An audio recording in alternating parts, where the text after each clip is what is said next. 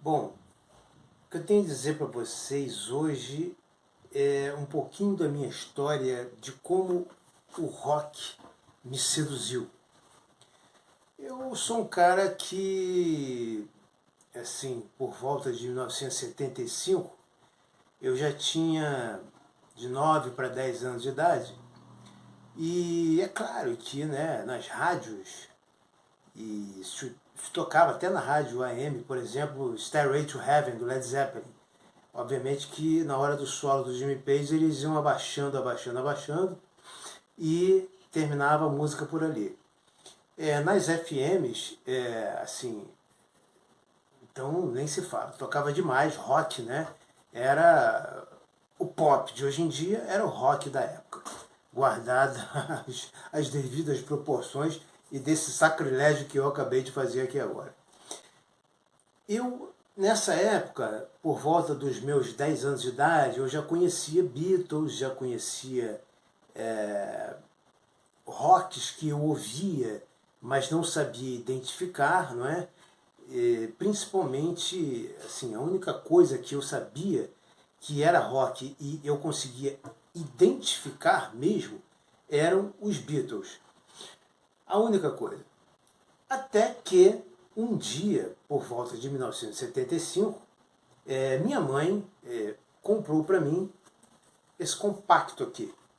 Esse compacto de um dos meus primeiros ídolos, o genial Peter Frampton.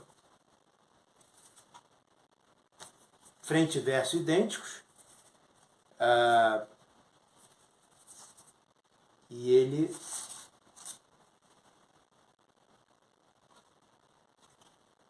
AM Records.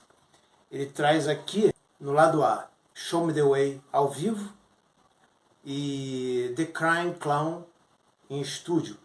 The Crying Clown é do disco Frampton, se não me engano o primeiro disco do Peter Frampton, já que esse aqui não é um vídeo exclusivamente sobre Peter Frampton, ok? E no lado B, Baby I Love You Way, também ao vivo, né? Tanto Show Me The Way quanto Baby I Love You Way, as mesmas versões do Frampton Comes Alive.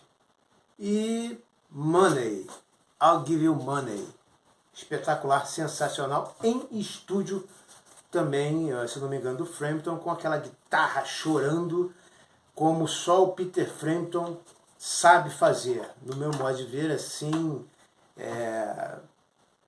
de modo absurdo, né? Ele, para fazer a guitarra, a Gibson dele, e o Peter Frampton é um guitarrista Gibson, que me agrada muito, os meus guitarristas preferidos são Gibson, ele faz a Gibson chorar como só talvez Jim Page.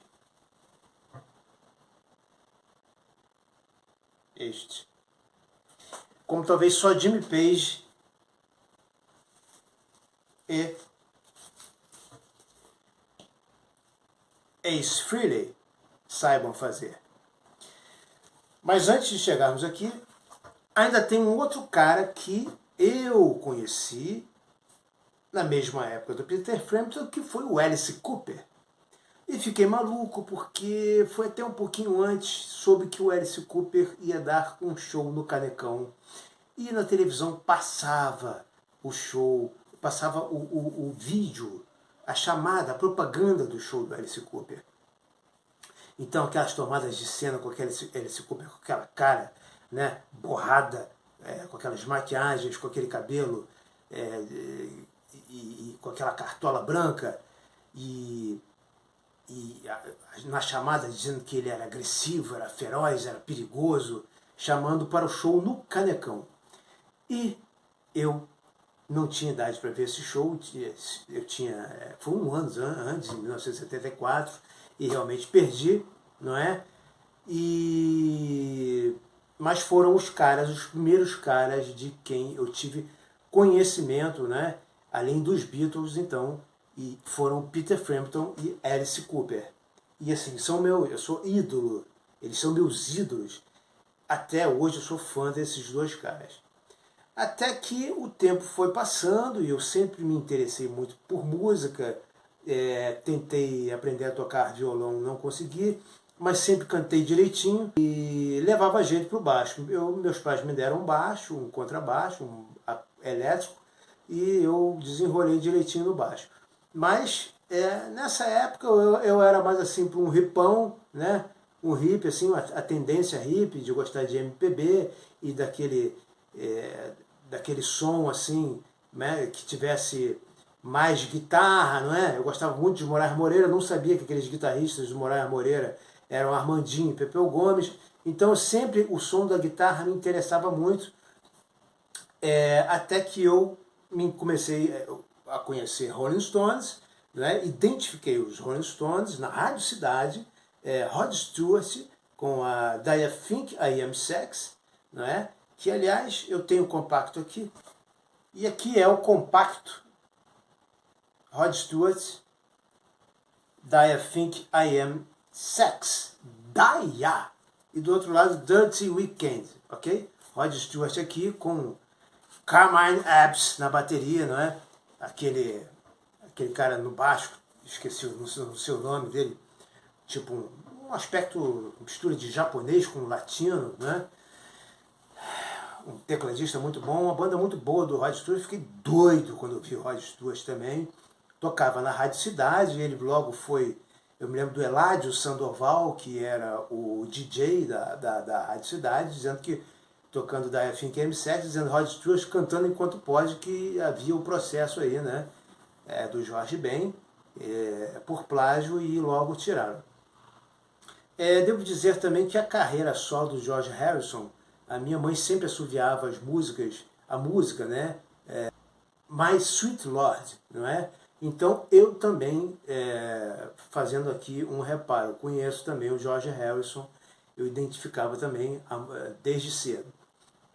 A Rádio Cidade então foi se fortalecendo e tocava Pink Floyd, The Wall, era um hit na Rádio Cidade, Another Brick in the Wall, e All My Love do Led Zeppelin, que mal saberia eu, né?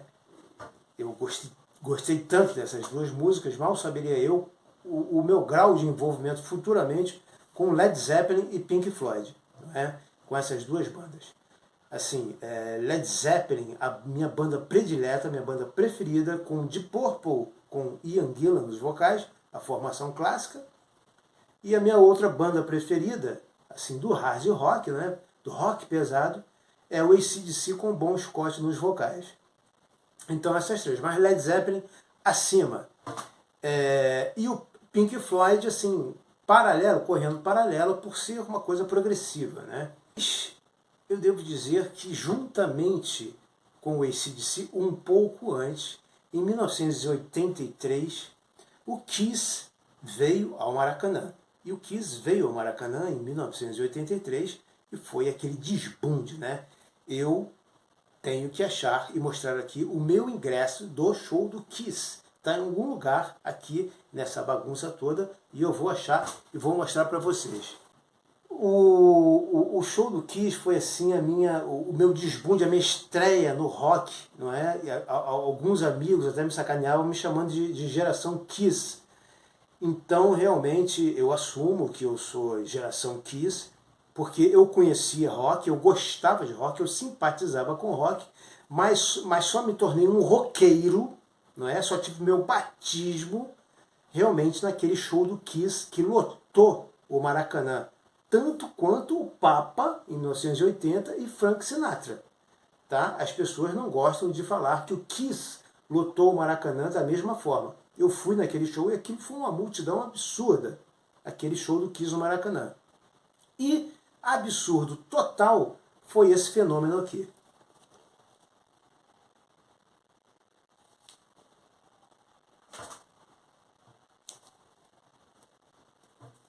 Esse disco, Criaturas da Noite, ok? Que eu não vou dar uma de nojento e falar o título em inglês, tá?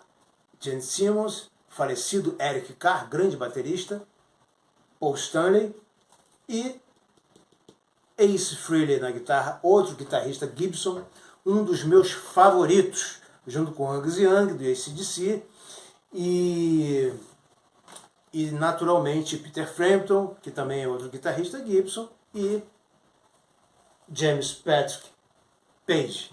Então, o Kiss, assim, foi o cara que foi a banda que realmente me colocou no caminho do rock. Eu me tornei ali um roqueiro, deixei o cabelo crescer, não é? E na época ainda não tinha esse negócio de metalheiro, que usava essas pulseiras e ficava tudo de preto, eram mais os punks.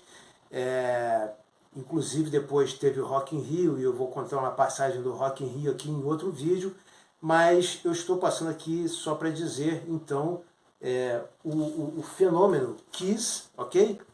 E isso aqui, AC/DC. AC/DC, obviamente com Angus Young na guitarra, né, e Bon Scott nos vocais, mas assim, depois que eu fui ao show do Kiss no Maracanã e fiquei deslumbrado, me tornei um roqueiro, as duas bandas que eu logo tive contato foram o Led Zeppelin, em que um rapaz que estudou, amigo meu de sala de aula, me emprestou o In Through the Door, não é? Um disco para mim assim que me marcou, para mim esse disco diz muito. E eu estava passando no cinema o filme do AC/DC, eu fui ver e fiquei assim alucinado, né? Eu fiquei impressionado com Angus Young e com Bon Scott, ainda mais que no fim do filme, né, termina de maneira seca, escrito too bon, quer dizer, você passa tanto entretido ali com Bon Scott o filme todo, e aí de repente o filme acaba de uma hora para outra escrito too bon. Aí você, pá, o quê? Fica todo mundo se olhando assim no cinema, né?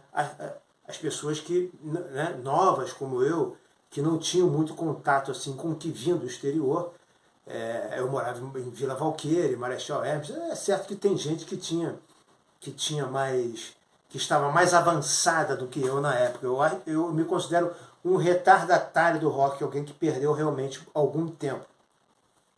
Mas eu devo dizer a vocês que o Led Zeppelin depois foi uma influência na minha vida inteira, mais musical, mas em termos de atitude, em termos de ligar o foda-se, realmente. E esse cara aqui, sem o qual o Kiss não existiria, tá ok? E Bon Scott nos vocais do AC/DC e o próprio Angus Young, não dá.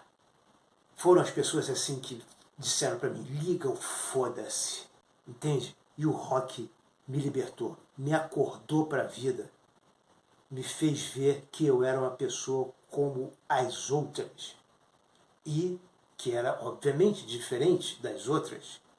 Não era melhor nem pior do que ninguém. Eu sei que o ditado é batido, mas é exatamente isso que o rock faz por você, fez por mim, me fez ver que eu tinha que me assumir como eu era, com os meus pensamentos, com as minhas ideologias. E assim foi. No próximo, eu vou falar disso aqui. Esse livro do Ace Frehley. Ok? Esse livro do Ace Frehley. Espetacular, leitura obrigatória. Uma das coisas que eu tenho lido muito ultimamente, que não me enche mais o saco, são biografias. Esse aqui eu li ano passado. Ganhei de aniversário e, sinceramente, parece que o Ace Frehley está conversando com você. E quando você até demora um pouquinho para ler o livro, porque você sente que o livro está acabando e você sente falta, você sente saudade, você sente no Ace Frehley um amigo. Eu vou dar algumas palhinhas sobre esse livro aqui. Atualmente estou lendo uma biografia do Mick Jagger e uma biografia do AC/DC. E hoje, curiosamente, hoje eu entrei na parte em que o Bon Scott aparece no livro. Tá ok?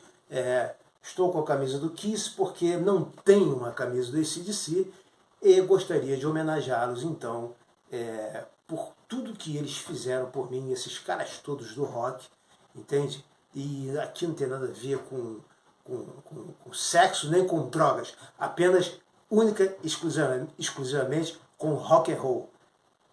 Viva o rock and roll. Rock é rock mesmo. É o nome que deram ao Let There Be Rock, que passou aqui nos cinemas. The Song Remains the Same, o filme do Led Zeppelin, não é? Que também foi um estouro, que passaram de novo na minha época, quando eu tinha 18 anos, que se chamava Rock é Rock mesmo. Então, rock é rock mesmo. O AC/DC era Deixa o Rock Rolar. E é isso, assim, o show do Kiss foi demais, foi libertador. E me fez ver que eu devia simplesmente ser quem eu sou, com todas as minhas qualidades, todos os meus vícios e as minhas virtudes. Agradeço muito ao rock por isso, e por esses doidões todos aí do rock, que fizeram muito por mim, sem saber. Era isso que eu tinha a dizer. No próximo vídeo eu devo falar desta biografia aqui, do Ace Frehley, ou da biografia do AC/DC, ou do Rock in Rio 1. Valeu? Isso aí. I know it's only rock and roll, but I like